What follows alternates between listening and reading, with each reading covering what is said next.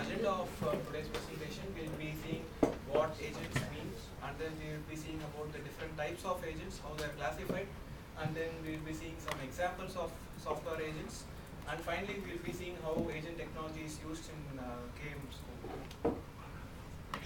So introduction. So before we go into the actual definition of agents, you could relate agents to the machines in the movie Terminator, like those machines which are intelligent, which can act on their own. But of course, like the machines in Terminator, these agents won't kill people, but definitely they are autonomous and intelligent. So agents can also be compared with ants. Like ants move in a group, but when you are going to stamp them, they all run away. So they are autonomous, and they all contribute to a particular activity. So going by the actual definition of agents, they are autonomous, problem-solving computational entities. So of course they have the task of problem-solving, and they have other activities as well. So if I have to give an example in software terminology, normally we would write programs to do particular tasks. Say for example 10 tasks, but if you use agent technology, probably you can write 2 programs with agents, and you can ask those agents to do the 10 tasks. So it's that example. So of course agents mean it's not just one agent that you would be developing, you would have multiple agents working along with each other. So since they are working with each other, these are the main characteristics that we see: autonomous, cooperation, adaptation. So autonomous is something where we mean that the agents are quite independent and they can act on their own. And cooperation is because they have to work with each other. They have also to cooperate with humans, because humans would be giving their inputs through the interfaces. And adaptation is how they change their beliefs. Say for example, when they are programmed initially, they would have some beliefs or algorithms. So as they evolve, they kind of change their beliefs. So that is what we call as adaptation. So that's about the introduction to agents. And in the typology of agents, we see how the agents are classified. So they can be classified based on the categories of mobility, types of response, whether it's deliberative or reactive, and then their roles. So by mobility, I mean whether they can move from one system to another system. So that's what I mean by mobility. And deliberative or reactive, so there are some agents which we can be considered as passive. So unless some agents come and react with them, they would not be doing any activity. So that is what we mean by reactive. So going by the first diagram here, we have different types of agents based on the rate of their characteristics. So the smart agents are the ones which have the highest level of cooperation, learning, which is nothing but adaptation, and the autonomy. So these are the different agents that we have.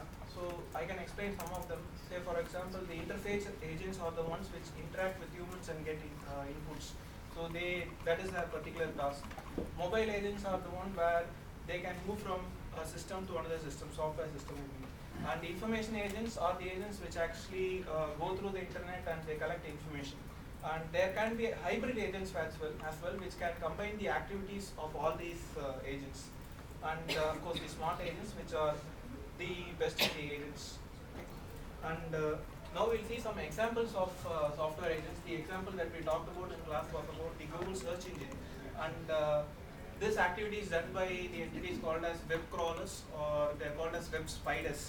So what these web spiders do is they would actually scan the whole World Wide Web for new pages, and they would index that information in their servers. But you can stop those web crawlers by putting some code in your page saying that this page cannot be scanned. So you do have that ability. So this is one good example that we have for agents. Apart from that, they are also used in the field of buying, where you can program agents to look for good products all around the internet, and you can ask it to do recommendations. And then you can also have monitoring and surveilling agents, which for example, they see whether any virus is installed in the network.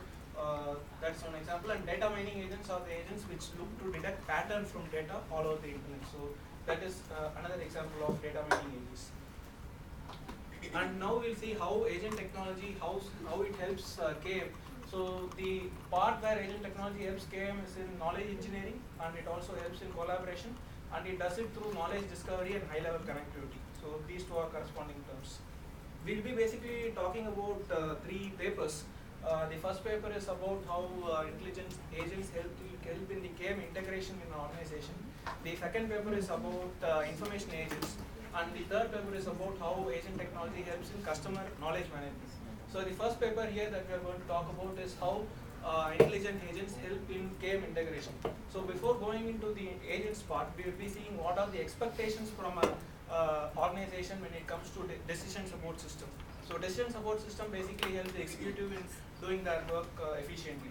So decision support system have these expectations, like they would want the system to deal with large amounts of data, and this data would be in disparate locations, different servers, and also they would want the system to quickly retrieve the data, and they would want the system to quickly adapt to their search methodologies. Like for example, if you use Google search from Singapore, it would be a bit different from how Google search is used in China or India. You can see the difference.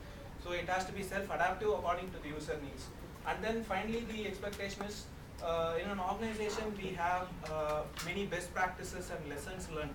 So when an individual inputs those things into the system, it has to be quickly disseminated to all the other people in the organization. So the decision support system should help in that activity as well. So when they actually went into this project, this was the expectation from the decision support system.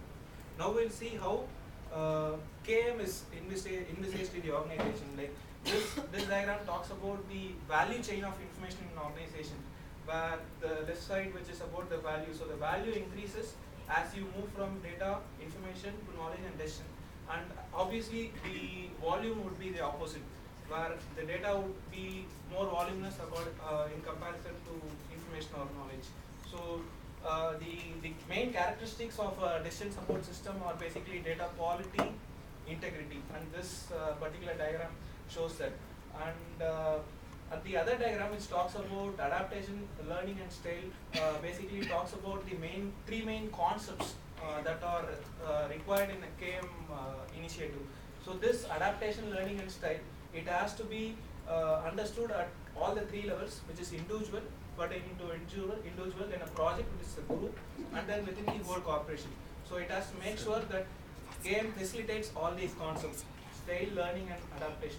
So with that in mind, we see what are the different KM tools that are used in an organization. I think you would have seen most of the names here. Some new names would be innovation support tools, or workflow systems, which is used in SharePoint, AI and BA, and cognitive intelligence tools. So these two are subsets basically. So the aim is to integrate all these systems together and help in decision support. So before going into, this was the expectations that they had from